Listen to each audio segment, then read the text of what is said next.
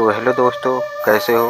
मेरा नाम रमेश राव। आप देख रहे हैं द हॉरर कहानी। यह कहानी एक भूतिया आत्मा की।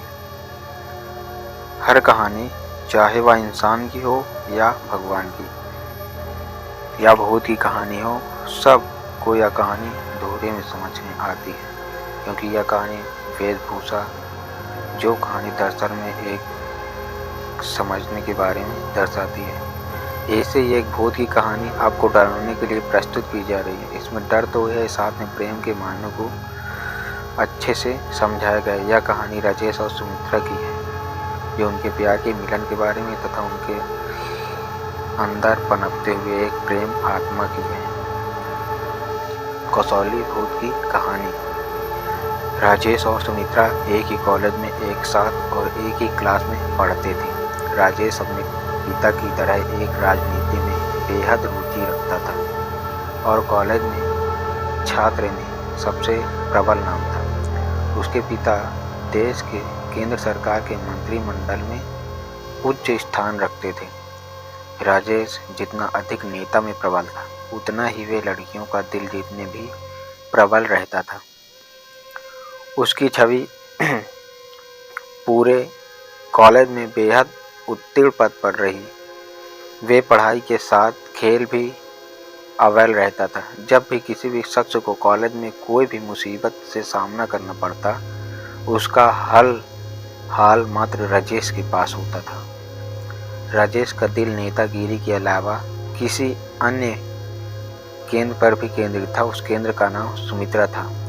सुमित्रा बाला की खूबसूरती थी। वे अंग्रेजी डिक्शनरी में ब्यूटीफुल शब्द का सबसे प्रमुख व्याख्यान रखती थी। शर्मीले स्वभाव की भोली सी सूरत ओढ़े सुमित्रा प्रेम की एक अलग प्रस्तुति पेश करती थी, जो बेहद प्यारी थी। सुमित्रा मन ही मन राजेश को चाहती थी, लेकिन वह कह नहीं पाती थी, क्योंकि उसे यह डर था कि कहीं राजेश मना कर न दे। क्योंकि राजेश बेहद अमीर घर से ताल्लुक रखता था, तो वही सुमित्रा एक सामान्य परिवार की बेटी थी। एक दिन सुमित्रा कॉलेज से घर की ओर जा रही थी। रास्ते में उसे राजेश मिला। दोनों की नज़र एक दूसरे को देखने लगी, जैसा कई जन्मों के बाद बातें कर रहे हैं। कुछ मिनटों के बाद दोनों में एक दूसरे से नज़र हटाई और नीचे की ओर झुकाई।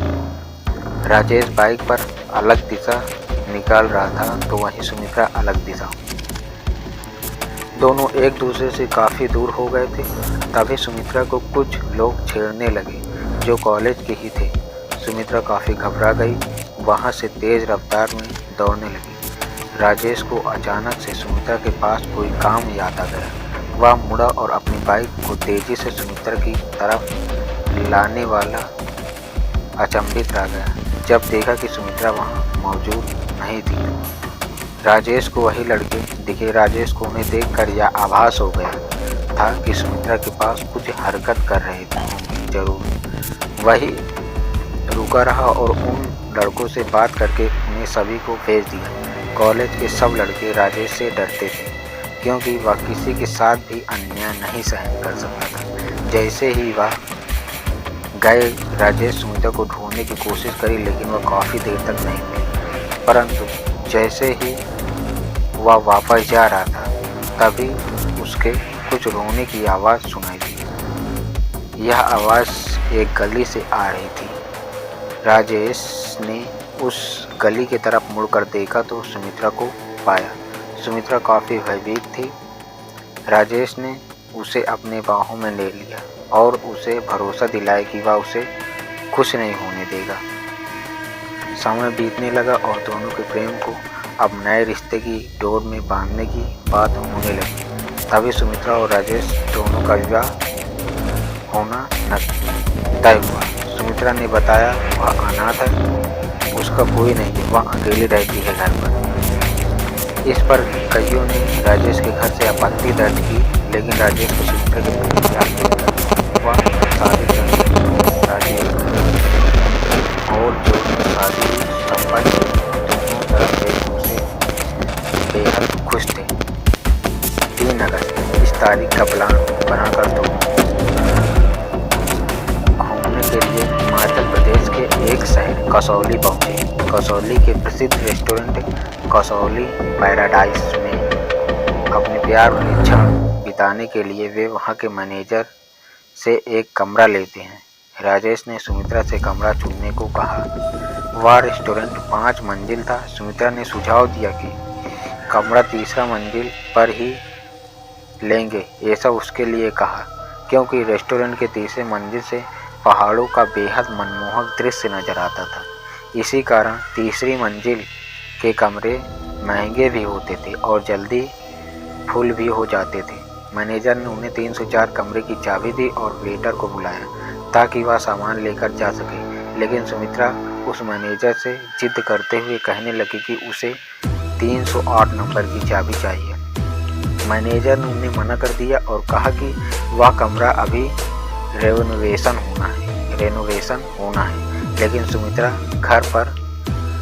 सुमित्रा बार बार वही कमरा खुलवाने के लिए बोलती। यही राजेश भी सुमित्रा के प्यार में उसकी जिद को पूरी करने के लिए मैनेजर से गुहार लगाई। खुलवाने को शुरू में तो मैनेजर नहीं माना, अंत में उसे मानना पड़ा क्योंकि राजेश ने ज़्यादा धन देने का वादा किया था। दोनों कमरे में एक दूसरे को निहार रहे थे, साथ ही पहाड़ों को भी, जो कसौली की खूबसूरती को बाखूबी दर्शा रही थी। जैसे ही दोनों एक दूसरे के प्यार में डूब रहे थे और सारी हदें पार करने की ओर बढ़ रहे थे, तभी एक अजीब सी आवाज़ ने दस्तक दी। राजेश ने पहले कमरे में हर एक कोने में देखा कि कहीं कोई खिड़की खुली ना रह गई हो। वह उठा लेकिन खिड़की कोई नहीं खुली थी, पर उसे किसी के चलने की आवाज़ पूरे कमरे में सुनाई दे रही थी। वह डर के मारे बेड पर मुड़कर देखने लगा, लेकिन वह देखकर अचंभित रह गया। वहाँ सुमित्रा मौजूद नहीं थी। वह डर की सीमा को लांघ चुका था। पूरे कमरे में वह सुमित्रा को चिल्लाने लगा, कमरे के बाहर जाने की कोशिश करता, लेकिन कमरा मानो किसी ने बाहर से बंद कर दिया हो। यह पहली बार था कि राजेश डर के मारे रोने लगा हो। अचानक से उसके कमरे के बाथरूम से पानी चलने की आवाज़ आती। वह दौड़ता हुआ बाथरूम की तरफ पहुंचा। जैसे ही वह उधर पहुंचा, पानी की आवाज़ बंद हो जाती है। राजेश, जानू कहाँ ढूंढ रहे हो तुम मुझे? आओ मेरे पास, सुमित्रा की आवाज़। राजेश देखता कि सुमित्रा बालकनी में खड़ी हुई होती है। जैसे ही राजेश डर के मारे उसके लिपटने के लिए बढ़ता, सुमित्रा एक कदम से गायब हो जाती है और राजेश पहाड़ से नीचे गिराता है। इसकी मौत हो जाती है। अगले दिन उसकी लाश पहाड़ से बरामद होती है। इंस्पेक्टर रणदीप सिंह को हकीकत करने की जिम्मेदारी मिलती है। उस लाश के पोस्टमार्टम रिपोर्ट के मुताबिक राजेश मौत से उसकी धड़कन काफ़ी तेज चल रही होती है। इंस्पेक्टर सुमित्रा को ढूंढने की कोशिश करते हैं, लेकिन उन्हें सुमित्रा का कहीं भी पता नहीं चलता। मैनेजर से इंस्पेक्टर सीसीटीवी कैमरे की फुटेज मंगाता है, परंतु वह रिकॉर्डिंग देखकर परेशान हो जाता है। सीसीटीवी कैमरे में सुमित्रा की कोई फ़ोटो ही नहीं दिख रही होती है। इंस्पेक्टर को यह मैनेजर की चाल लगती है। इंस्पेक्टर राजेश के घर पर उसकी मौत की खबर लेकर पहुंचता है। तभी परिवार वाले आहट हो जाते हैं। इसी वक्त राजेश का भाई इंस्पेक्टर से सुमित्रा के बारे में पूछता है। इंस्पेक्टर कहता है कि कमरे में तो कोई नहीं मिला। सब घर वाले कहते हैं राजेश और सुमित्रा का हाल ही में विवाह हुआ था। इंस्पेक्टर ने उन्हें सुमित्रा के परिजनों को फ़ोन करने को कहा। इंस्पेक्टर को फिर पता चला कि सुमित्रा का तो कोई ही नहीं है। वह कॉलेज में पता करने गया तो पता चला कि कॉलेज में सुमित्रा नाम की कोई लड़की ही कभी एडमिशन ही नहीं लिया था। वाकई में वह एक भूत थी। अतः हम उम्मीद करते हैं कि यह कहानी, भूत की कहानी, आपको पसंद आई होगी। ऐसी अन्य कहानी के लिए हमसे जुड़ने के लिए हमारे चैनल को सब्सक्राइब करें। Like, subscribe and share. Thanks for watching this video. मिलते हैं नए वीडियो में, तब तक के लिए बाय।